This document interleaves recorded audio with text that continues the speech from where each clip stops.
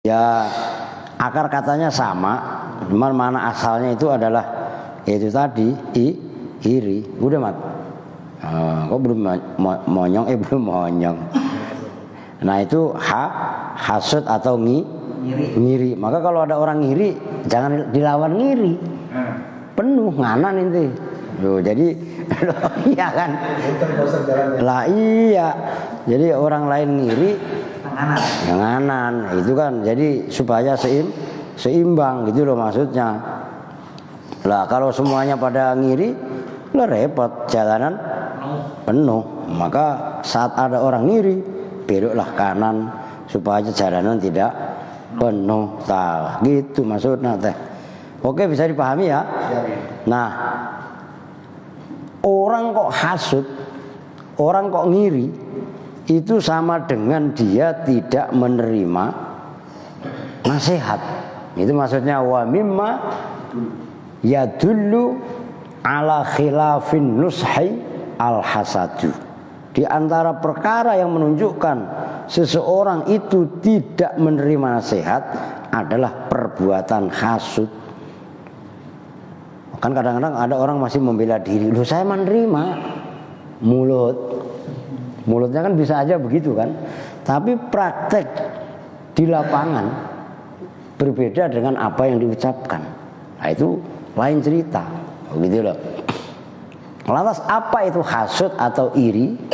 Kalau bahasa Betawinya syirik, wahua, dan bermula hasud. Mana tadi Bang Mul? Olil muslimina, bagi kaum muslimin, alama atas perkara ata yang memberikan hum pada muslimin siapa Allah min fadlihi, dari anugerahnya Allah. Jadi hasud kepada sesama muslimin, kepada sesama manusia lah, atas anugerah yang telah Allah berikan kepada sesama.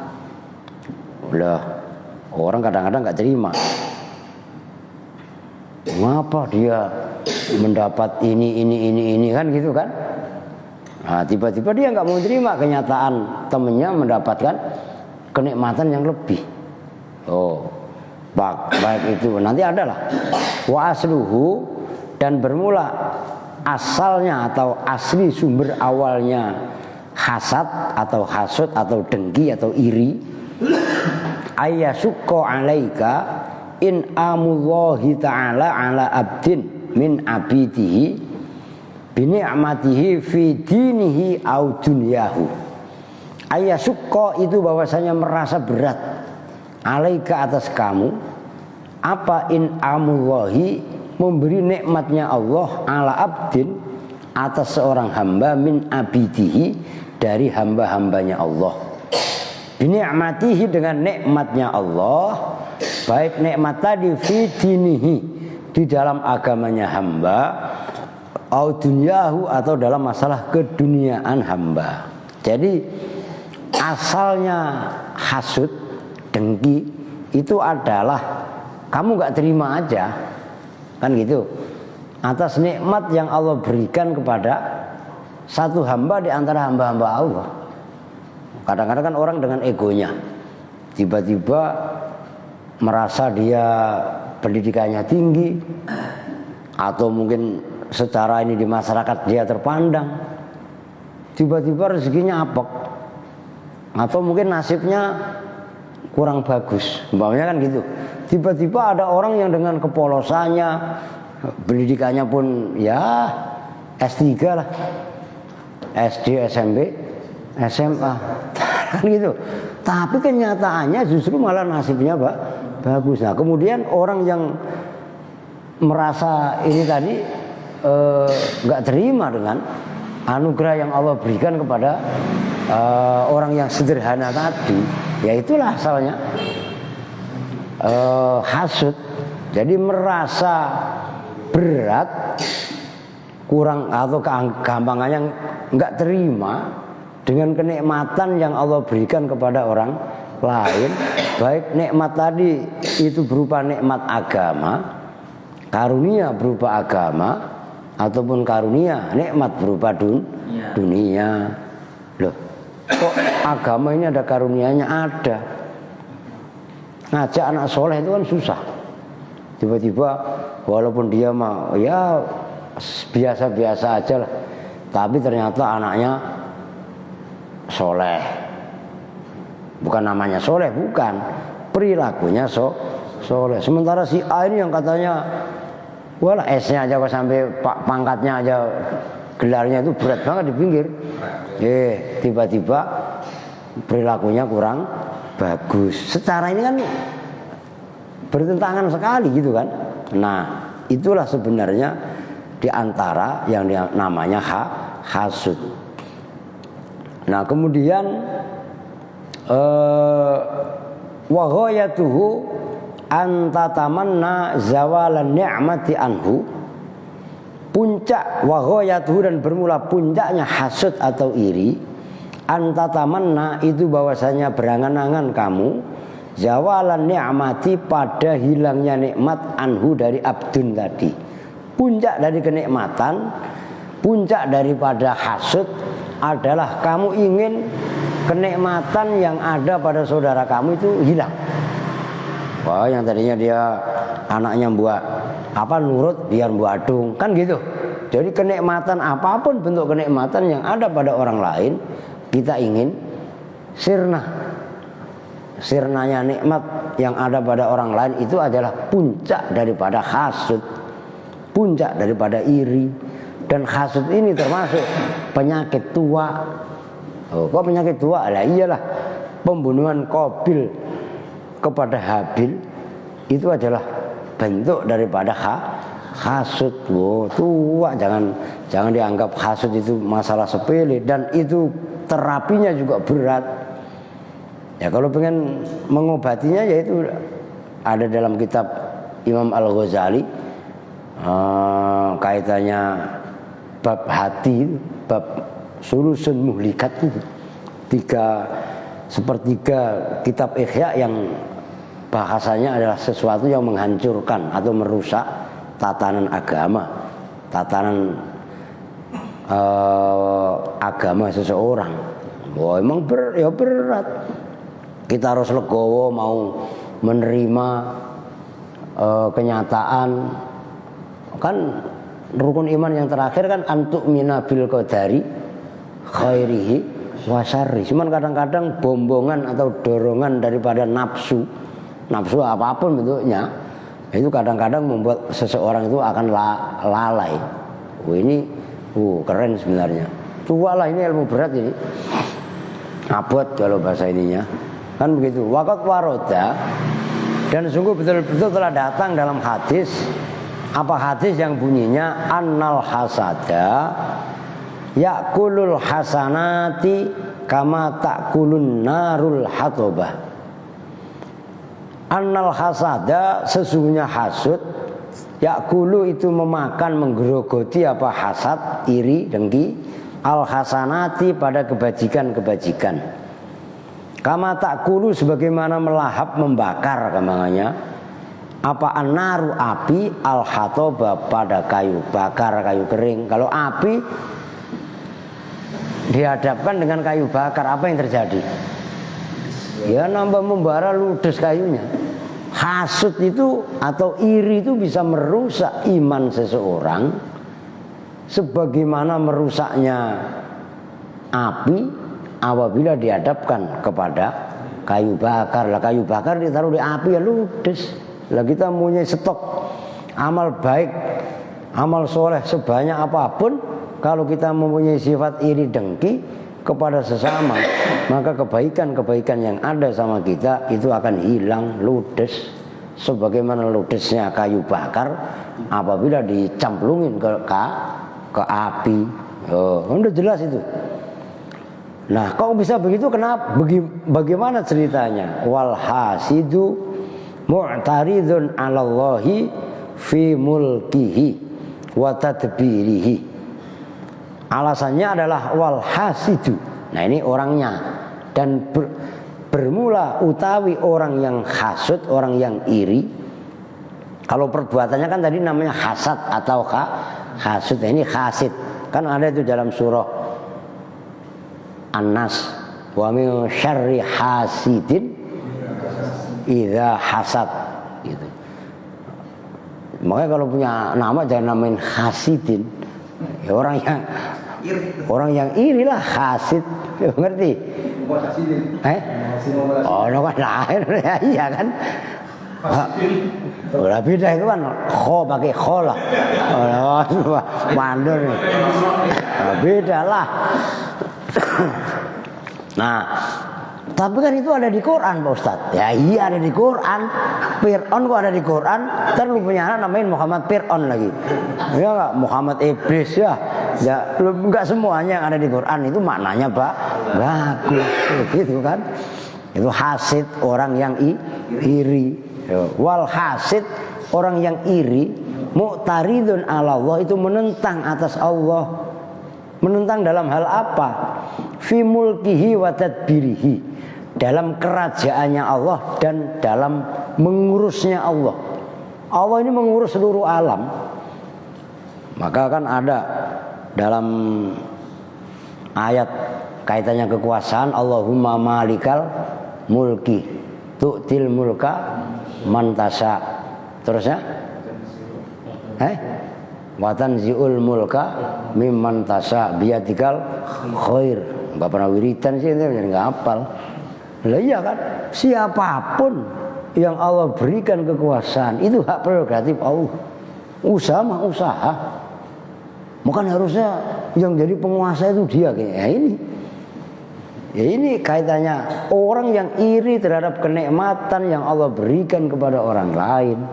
Itu adalah bentuk perlawanan terhadap qadha dan qadarnya Allah. Allah yang ngatur segala-galanya kok.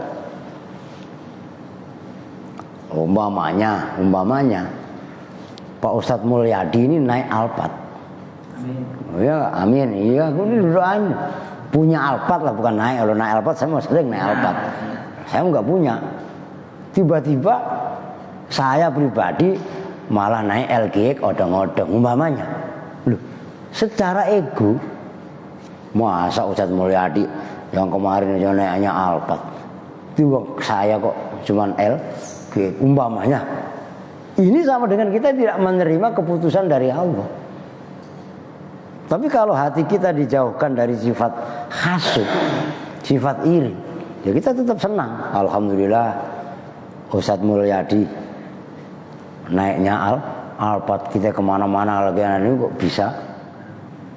Ya bisa nebeng lah, bisa numpang lah, kan gitu. Enak kan sebenarnya. Coba kalau akalnya delit. Wah, hati-hati itu. Hati-hati kenapa? Ustadz Mulyadi malah boleh korupsi gini-gini lah. Ujung-ujungannya dari hatinya udah busuk, udah jelek, dia mempengaruhi orang lain untuk curiga. Inilah sumber malapetaka. Kenapa hasud bisa merusak, bisa menghancurkan amal-amal baik. Tuh. Udah gitu, itu kan faktor internal melalui nafsu. Dari faktor eksternal dibumbui sama iblis bin setan. Oh iya emang bener gini-gini, wah sempurna udah. Iya kan?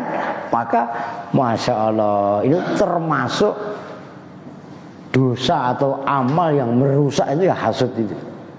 Maka kalau semuanya dikembalikan kepada Allah, enak. Loh ya enggak masalah kalau kita ngelihat keberhasilan seseorang dan kita turut bersyukur kan bagus. Jadi enggak ada rasa iri, rasa dengki, rasa ya macam-macam lah intinya. Bukan berarti kita enggak boleh berkeinginan untuk maju. Boleh, nanti ada yang berikutnya.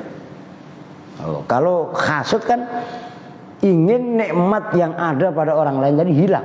Nah, kalau enggak bagaimana? Nah, kita berpacu nanti insya Allah berikutnya. Sabar aja. Teh aja kok belum diminum kok. Iya kan? Masya Allah. Oke, kita lanjutkan. Wa ka'annahu yaqulu bilisani halihi ya Rabbi. Terserah ini baca ya Robba boleh. Inti baca ya Robbu aja juga boleh. Yang penting tahu alasannya. Loh dalam ilmu nahwu begitu. Waj'al munadan sokhai yudhofliyah. Terusnya apa? Ya kau Robbi robba ya apal ya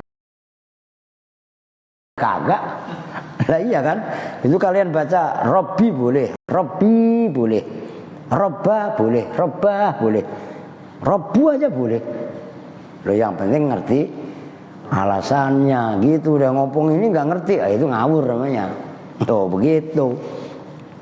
Seolah-olah ia berkata wa ka'anahu, dan seolah-olah hasid yaqulu itu berkata. Siapa hasid? Berkatanya begini, bilisani khalihi, dengan lisan, dengan yaitu dengan bahasa tubuh dia. Itu maksudnya bilisani khalihi, yang dimaksud adalah dengan ya sikap dia, dengan bahasa sikap orang tadi. Ya Rabbi, hai Tuhanku, innaka wada'tan ni'mata, sesungguhnya engkau, wada'ta itu meletakkan engkau, an-ni'mata pada nikmat, fi ghairihi fi ghairi maudhi'iha, pada selain tempatnya nikmat. Nah, simpelnya kenapa hasud, hasad, iri, dengki tadi merusak amal perbuatan. Seolah-olah orang yang hasud itu protes sama Allah. Ya Allah, engkau zalim. Seolah kan begitu. Engkau meletakkan nikmat yang bukan pada tempatnya. Masa Ustadz Mulyadi dikasih Alphard? Loh, umpamanya kan begitu kan. Lah, itu kan sama dengan protes sama Allah. Kita tidak mau atau tidak siap menerima kenyataan. Ya udah, kalau emang takdirmu mempunyai mobil LGX doyok, ya terima. Seolah-olah kan seperti itu. Lah, toh orang-orang lain pada naik, bukan lagi naik mobil, bahkan ada yang naik kereta, ada yang naik pesawat, toh nggak masalah. Loh iya apa enggak? Kalau semuanya dikembalikan ke situ, itu insya Allah nyaman. Tentram. Tidur itu loh, nyenyak. Loh begitu. Kenapa? Karena pikirannya los. Loh kalau pikirannya geramnya, iya kan? Waduh, ntar Ustadz Mulyadi begini. Wah, jangan-jangan main dukun dia. Tuh, udah suudon lagi aja. Kan begitu kan? Seringan yang terjadi itu seperti itu. Maka membahayakan sekali namanya hasud itu.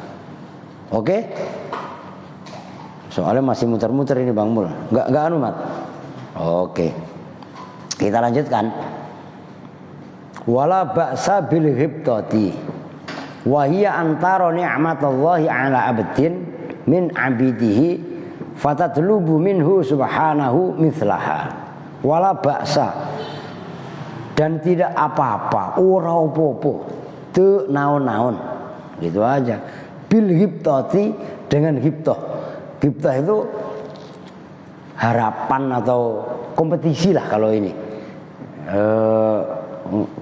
Bukan kompetisi bola, lalu tahunya sportif aja lah. Bil ghibtati dengan ghibtah. Ghibtah itu berarti kan kompetisi atau sportif. Apa itu ghibtah maksudnya? Berlomba-lomba tadi. Wahya, dan bermula ghibtah antara itu bahwasanya memandang siapa kamu nikmat Allah, pada nikmat Allah, al abdin, atas seorang hamba, min abidihi, dari hamba-hambanya Allah, fatatlubu, maka memohon engkau, minhu, dari Allah subhanahu, halim maha suci Allah, mithlaha, pada seumpama nikmat tadi. Nah, ghibtah itu berbeda dengan hasad. Kalau hasad kan kita benci supaya nikmat yang ada pada orang tadi hilang, sirna.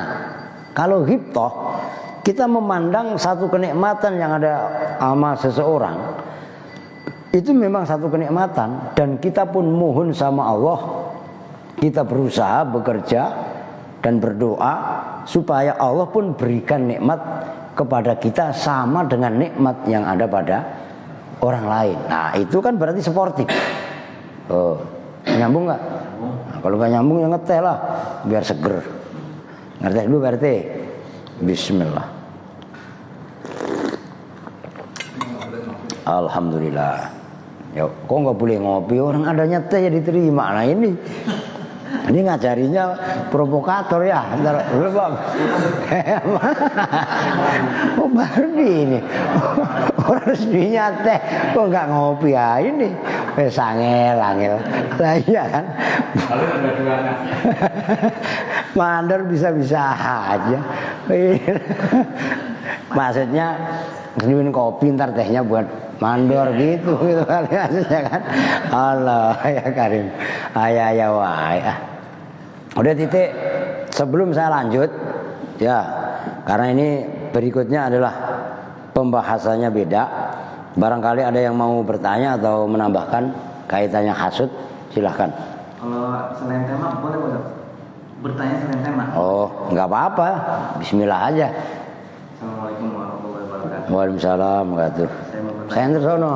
Bocah. Ya enggak. Iya. Agak sensitif Ustaz. Iya, gimana? Apa perbedaan Sayyid, Syarif, sama Habib? Oh. Pertama itu, yang kedua, apakah para Habib yang zaman sekarang termasuk Ahlul Bait? Nah itu. Masya Allah. Tajam lagi Pak. Tajam. Begini, ya nggak apa-apa namanya orang bertanya. Ada keterangan dalam ini bertanya walaupun keluar tema ya. Sayyid, Syarif, Habib, kan gitu. Kalau secara bahasa Sayyid itu maknanya tuan. Ya kan? Kalau bahasa Cinanya engkoh. Loh engkoh itu kan tuan kan? Maknanya bukan begitu. Nah, zuriyah Nabi itu namanya Habib. Ada juga yang disebut Syarif kalau laki-laki. Kalau perempuan apa namanya?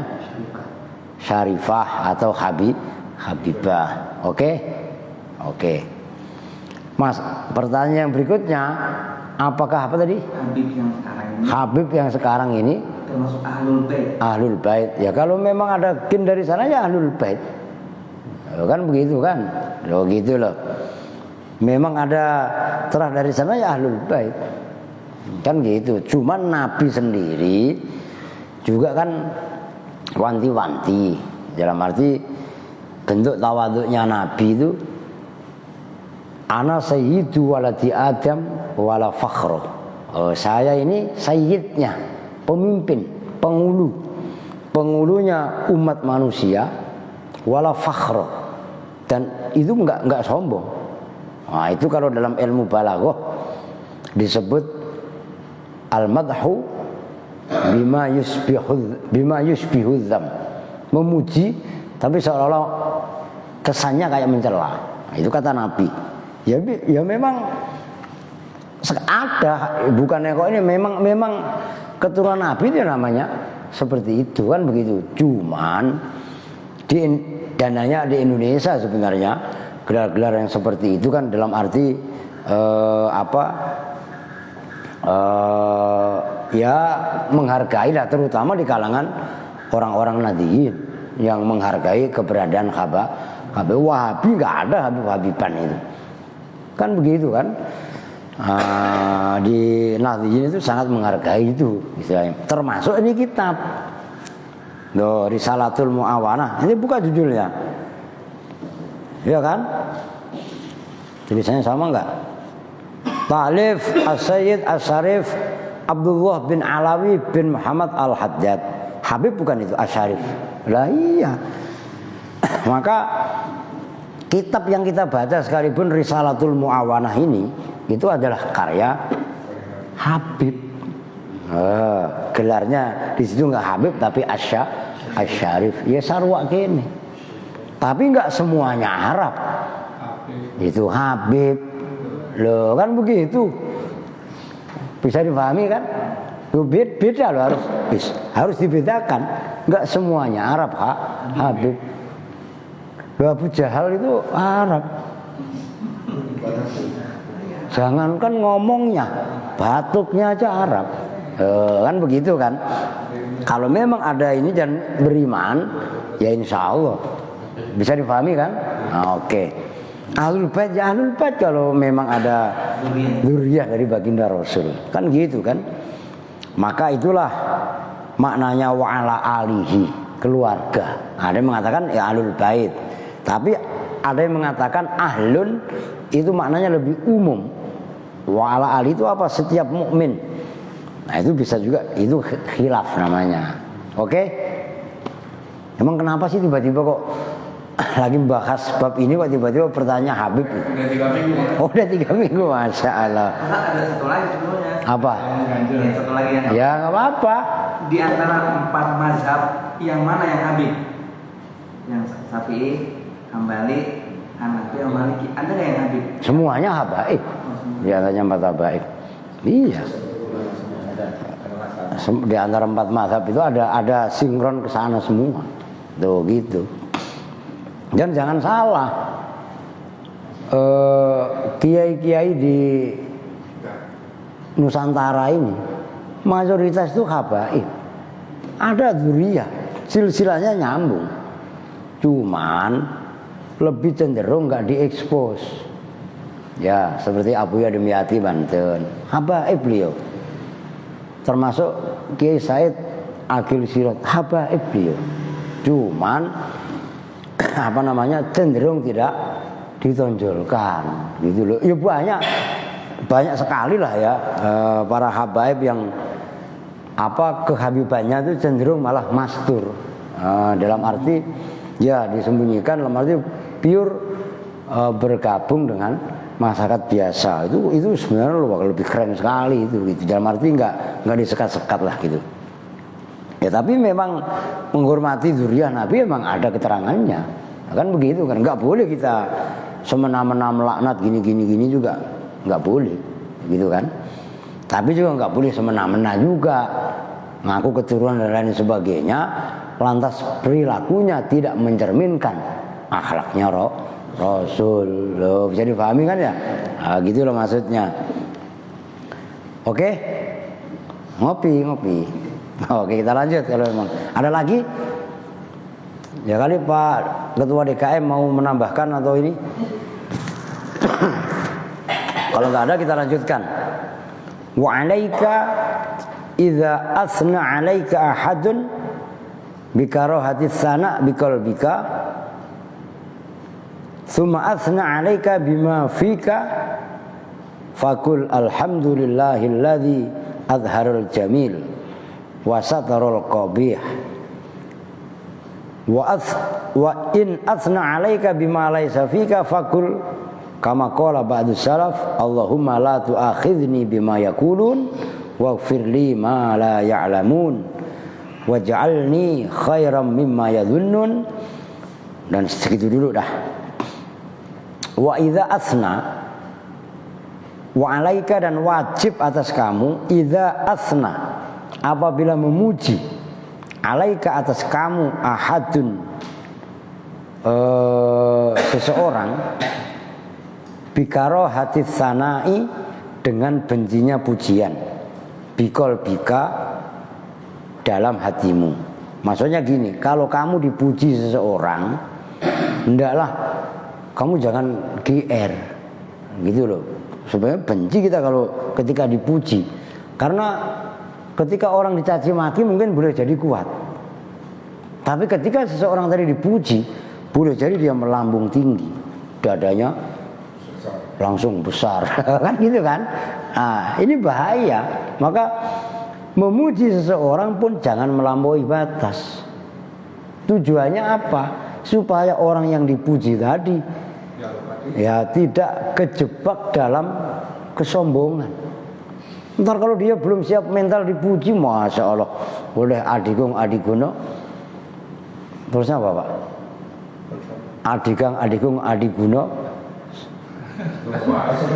sopo siro sopo ingsun. Nah, lah begitu kan, itu maksudnya.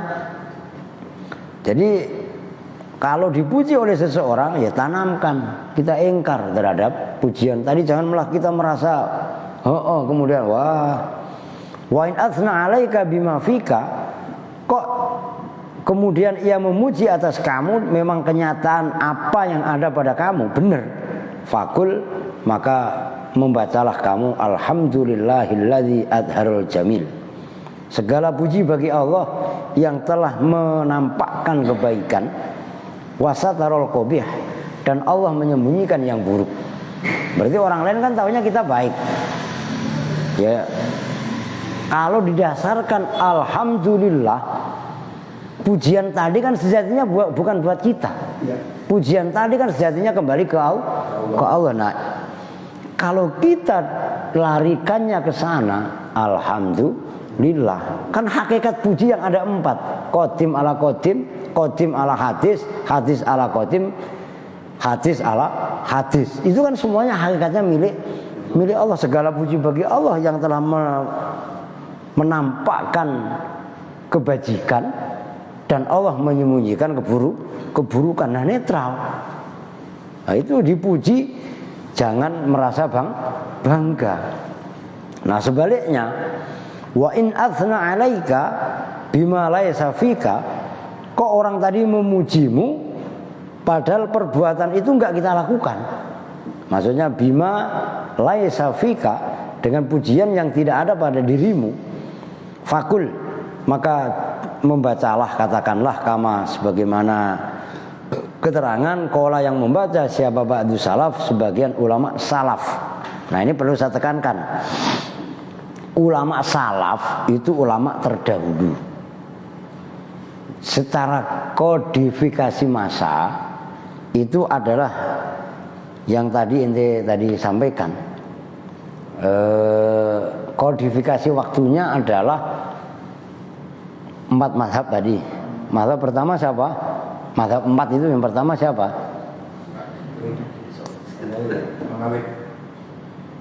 Imam Malik, Imam Hanafi, ya Imam Hanafi. Setelah Imam Hanafi, Imam Samudra aja sekalian. Setelah Imam Hanafi, Imam Malik.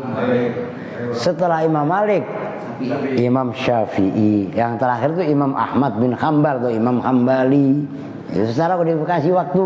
Nah, salaf yang dimaksud itu adalah Imam Hambali ke sono, ke belakang, ke atas.